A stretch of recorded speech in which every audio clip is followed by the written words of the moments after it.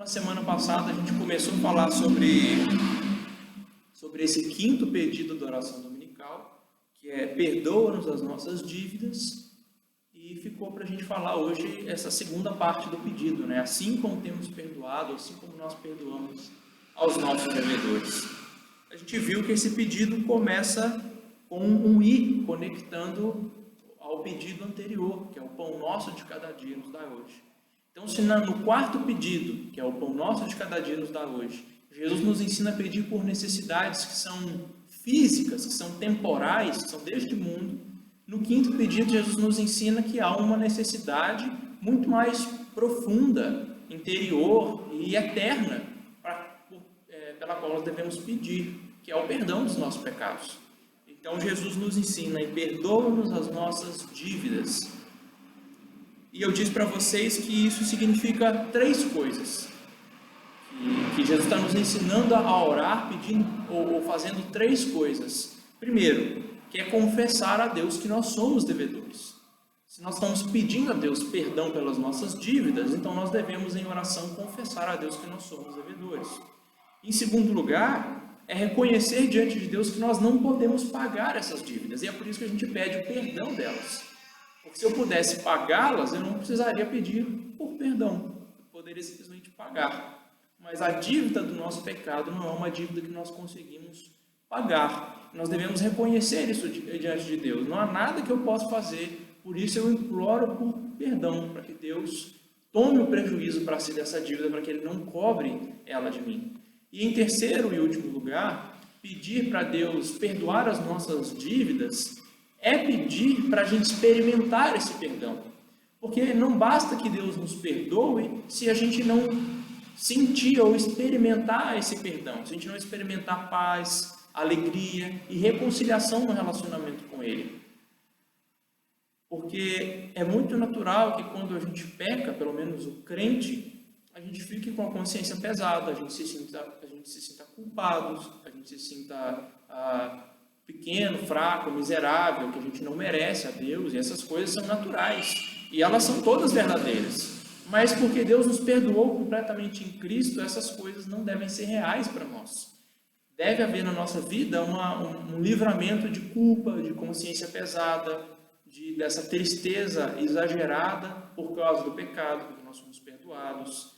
Então, a gente precisa orar para experimentar isso também, para Deus. A gente costuma falar, isso é errado, a gente falar de se perdoar. A questão não é se perdoar pelo que fez.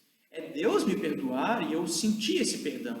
Eu senti que alívio de consciência, eu senti que eu não sou mais culpado diante de Deus porque eu fui perdoado. Eu senti que, embora eu seja imerecedor, indigno de Deus, por causa de Cristo eu posso ter um relacionamento de paz com Deus, um relacionamento de amizade, um relacionamento que um filho tem com seu pai. Então, Jesus e o Novo Testamento em geral nos ensina a orar pedindo para que isso aconteça, para que a gente não experimente mais sentimento de inimizade, de medo diante de Deus, mas um sentimento de paz, de filiação, de reconciliação com Deus. Então, a gente começou a falar sobre isso na semana passada e vamos terminar agora. Mas, quando Jesus diz para nós que nós devemos pedir a Deus perdão pelas nossas dívidas, assim como nós perdoamos aos nossos devedores, quando a gente ora, isso parece que até entala na garganta, parece um pedido perigoso. Peraí, eu estou pedindo para Deus me perdoar na medida em que eu perdoo outra pessoa? É perigoso eu pedir isso para Deus, porque se eu estiver guardando mágoa de alguém, então eu estou pedindo literalmente para Deus guardar mágoa de mim também. Como é que funciona isso? E aí Jesus ainda encerra a oração, ou ele termina a oração e ainda faz um comentário depois, explicando o quinto pedido.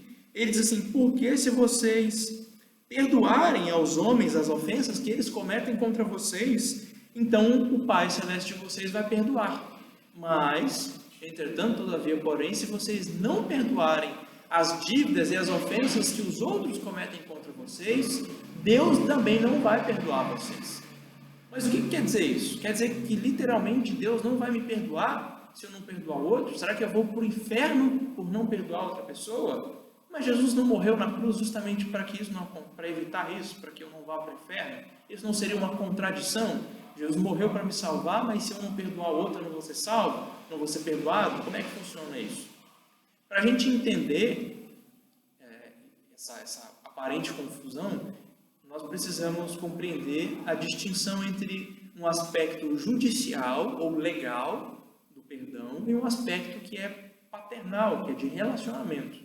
Então vamos falar nesse sentido, do perdão de Deus em termos judiciais, em termos de um tribunal, de Deus como um juiz decretando ou declarando que nós estamos perdoados, que nós estamos justificados, e por outro lado, o perdão de Deus relacionado que tem a ver com o nosso relacionamento com Ele. Um perdão paternal, um aspecto paternal do perdão de Deus, que é ter intimidade, paz e alegria com Ele.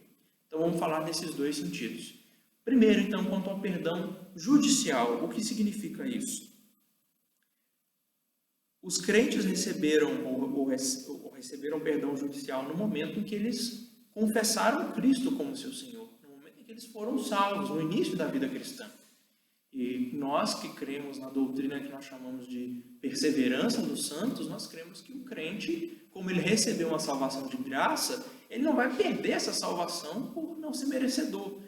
Ele não merecia ela nem quando ganhou, vai perder por não merecer. O crente nunca mereceu o perdão de Deus, então não há uma ocasião que essa salvação, o perdão vai ser retirado dele. Então, uma vez que a gente creu no Senhor Jesus Cristo, que a gente confessou Ele como nosso Salvador, que a gente se entregou a Ele pela fé, a Bíblia diz que nós fomos justificados. E o que significa isso? Essa palavra era uma palavra usada na antiguidade para falar do ato de um juiz, quando ele lá batia, ou pensa num juiz batendo o martelo e dizendo assim, eu declaro fulano inocente, eu declaro fulano sem culpa, ou justo, ele não tem nenhuma falha diante da lei, ele não foi, naquilo que ele foi acusado, ele não foi encontrado culpado, pelo contrário, ele está sendo justificado. Então, quando o juiz bate o martelo e diz, eu declaro esse sujeito inocente das acusações, é como se Deus estivesse dizendo, eu declaro vocês justos, não por haver justiça em nós, mas por Cristo ter vivido uma vida de obediência em nosso lugar, por Ele ter morrido em nosso lugar. Então a justiça que pertence a Cristo é atribuída a nós, porque Ele é o nosso representante, porque nós estamos unidos a Ele. Então Deus nos declara justos por causa da justiça de Cristo, ela é meio que transferida para nós, é um crédito transferido para a nossa conta. Então, no momento em que nós fomos justificados, nós fomos perdoados por Deus. Isso é um perdão judicial. E nada muda isso. Nada vai mudar esse nosso status diante de Deus. Ou essa nossa posição de filhos diante de Deus. Nada vai mudar isso. Inclusive, o nosso pecado de não perdoar as pessoas como deveríamos. Quando a gente guarda a mágoa dos outros, a gente não perdoa os outros pelas ofensas que cometeram contra nós, nós não perdemos a salvação e nós não deixamos de ser perdoados. Esse perdão judicial não muda. O fato de nós sermos justos diante de Deus por causa de Cristo não é alterado pelo nosso pecado, pela nossa falta de perdão com o próximo.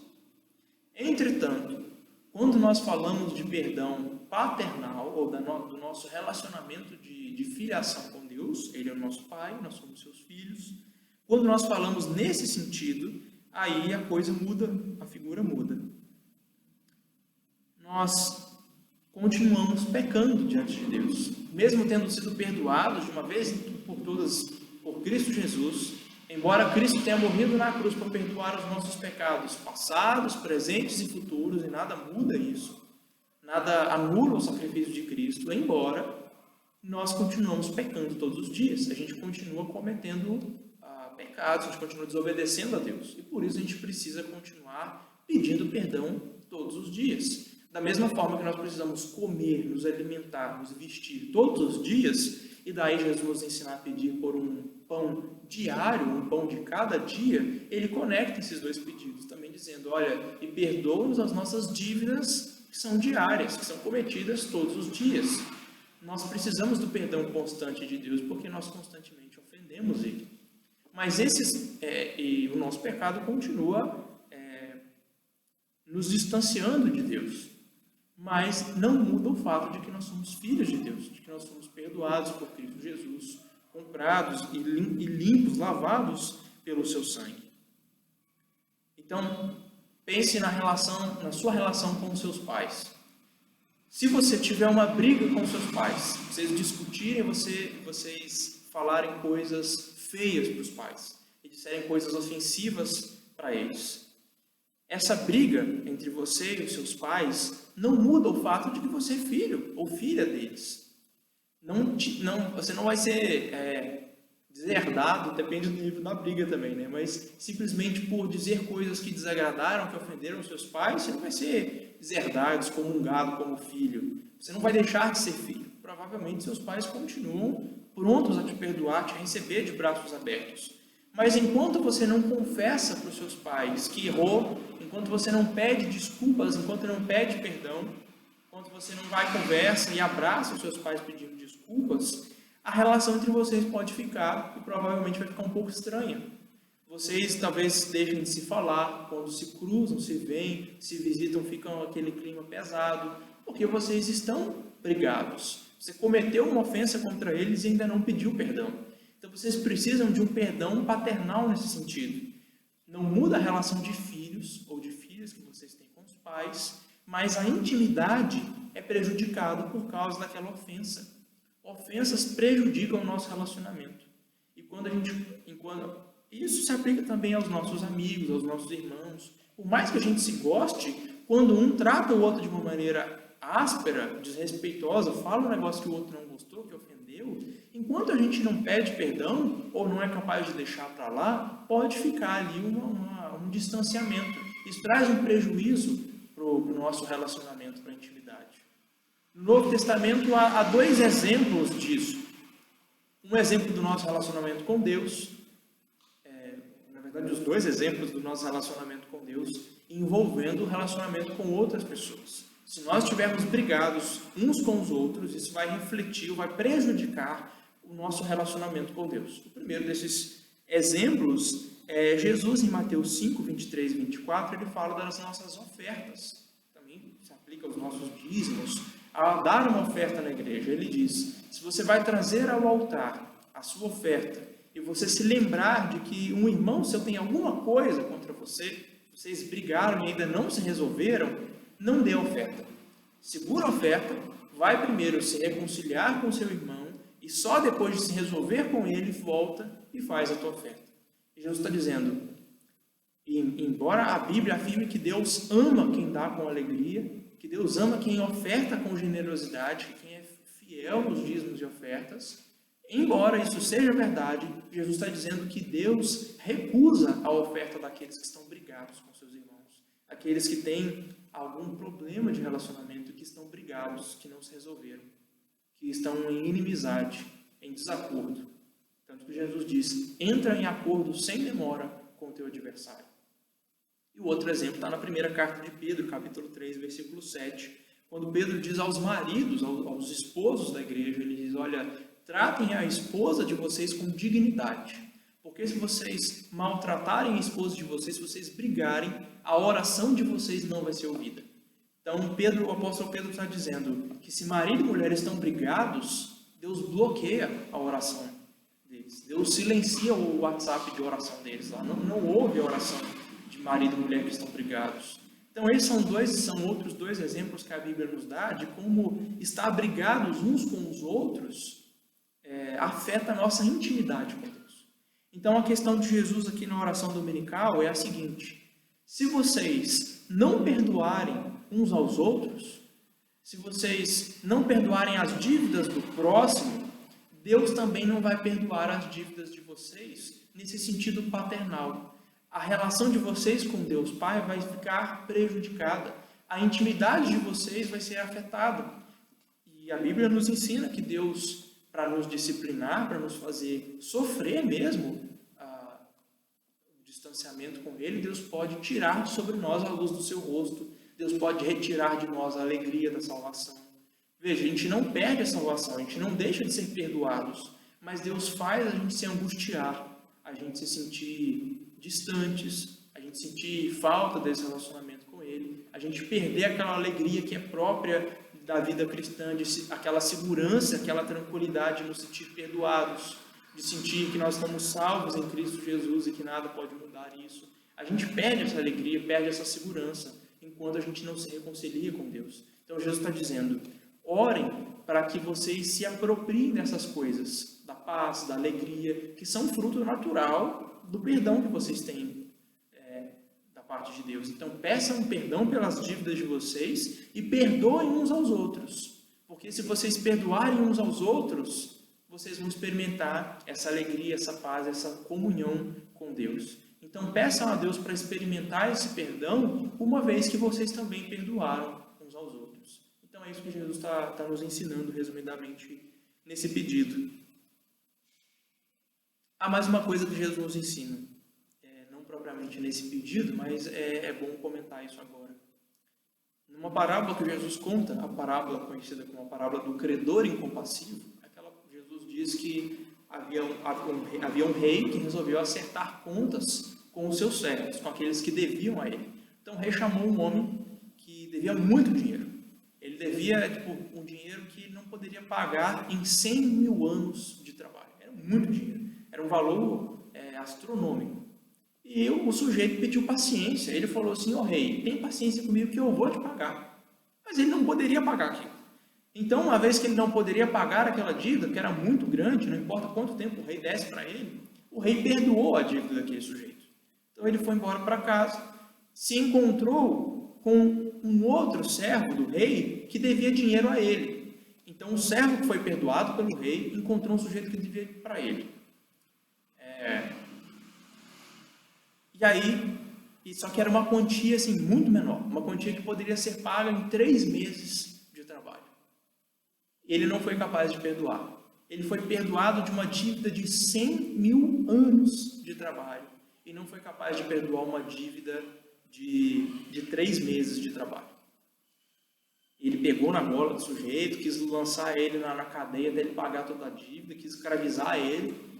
Então, quando o rei soube disso, o rei jogou esse sujeito que não perdoou o seu próximo na cadeia. E o ensino de Jesus é o seguinte: vocês têm uma dívida infinita com Deus Pai, uma dívida eterna, que vocês não podem pagar de jeito nenhum. E as pessoas que ofendem vocês têm dívida para com vocês que é tão pequena, quando é comparada a dívida de vocês com Deus, que vocês deveriam perdoar muito facilmente. Eu fui perdoado de uma dívida de milhões e milhões e milhões, e não sou capaz de perdoar uma dívida de um salário mínimo. Então, a questão de Jesus é, aqueles que não perdoam o próximo, primeiro, eles não entenderam os seus próprios pecados. Eles não entenderam quão terríveis são os seus próprios pecados e quão grande é o perdão que o próprio Deus dá. E depois eles se acham melhores do que o outro, porque eles acham que a dívida deles é menor, que as ofensas deles são menores do que os outros, do que o outro comete contra ele. Então Jesus está nos ensinando: perdoem, assim como vocês são perdoados. Peçam a Deus para experimentarem esse perdão, assim como vocês perdoam ao outro. Porque se vocês não perdoarem o próximo, vocês também não vão experimentar esse perdão que vem de Deus, essa alegria, essa paz, essa tranquilidade que a gente sente por estar reconciliado com Deus, por estarmos perdoados. Então, o que Jesus está nos ensinando, resumidamente, aqui em tópicos, com esse pedido, que é perdoa-nos as nossas dívidas, assim como nós perdoamos aos nossos devedores. O que Jesus está nos ensinando é, primeiro, a confessar a Deus que nós somos devedores, que nós temos dívidas de pecado com Ele. Jesus está nos chamando a confessar os nossos pecados a Deus e dar nome aos nossos pecados e dizer quanto nós temos cometido contra Deus. É reconhecer diante de Deus que nós não podemos pagar por essas dívidas. Não há nada que nós podemos fazer para saldar ou para quitar esse débito com Deus. A gente não pode pagar os nossos próprios pecados. A gente precisa que Ele perdoe, que Ele assuma o prejuízo. E depois, pedir para nós experimentarmos esse perdão de Deus, uma vez que nós perdoamos aqueles que nos ofenderam também. E o que seria experimentar esse perdão de Deus? Sentir a alegria, a paz, a tranquilidade, a intimidade, que são próprias de alguém que foi perdoado por Deus. É isso que Jesus está nos ensinando, resumidamente.